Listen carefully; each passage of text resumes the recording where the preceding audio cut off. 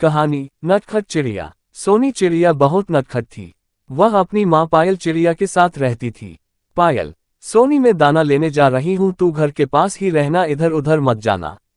सोनी, अच्छा माँ, मैं यहीं पास में खेल रही हूँ। अगले दिन पायल चिड़िया घर पर ही बैठी थी। तभी उसका पड़ोसी कुटकुट कबूतर आया। कुटकुट, पायल बहन, तुम्हारी सोनी ने तो नाक में दम कर रखा है।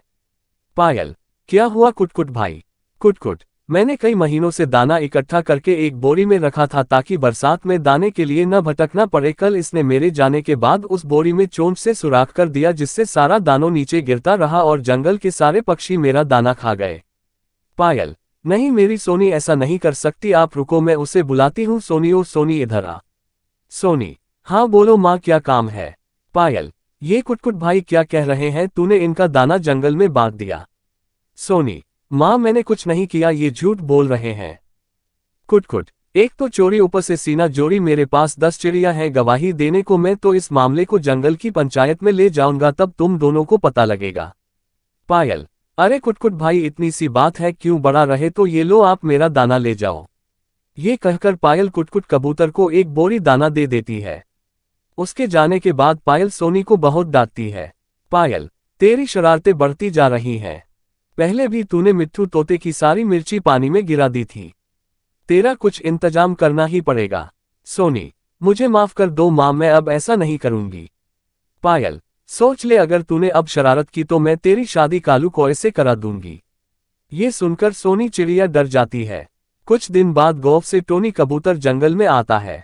वह बहुत सीधा साधा था। सोनी चिड़िया को उसके बारे में पता लग जाता है। वह उसे परेशान करने की एक तरकीब सोचती है।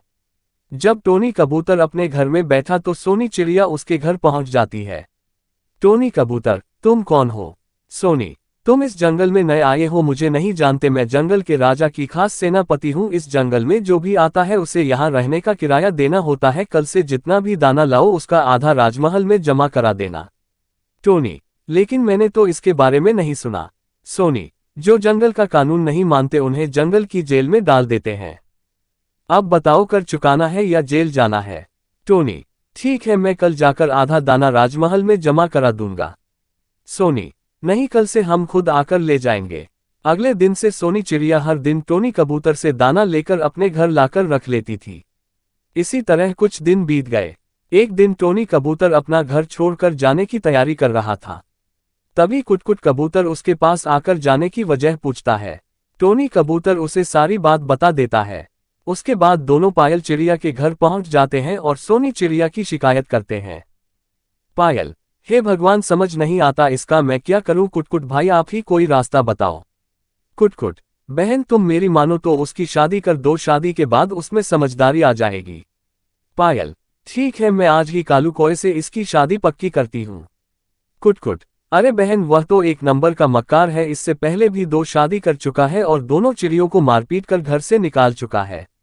पायल, हे भगवान, मुझे तो ये सब पता ही नहीं था भाई, फिर आप ही कोई रिश्ता बताओ। कुटकुट, रिश्ता तो तुम्हारे सामने खड़ा, ये टोनी कबूतर बहुत सीधा है, इसी से अपनी सोनी की शादी करा दो, बहुत सुखी रहेगी। कुछ दिन बाद सोनी चिड़िया और टोनी कबूतर की शादी हो जाती है। शादी के बाद सोनी चिड़िया टोनी से माफी मांगती है और वह शरारत करना बंद कर देती है।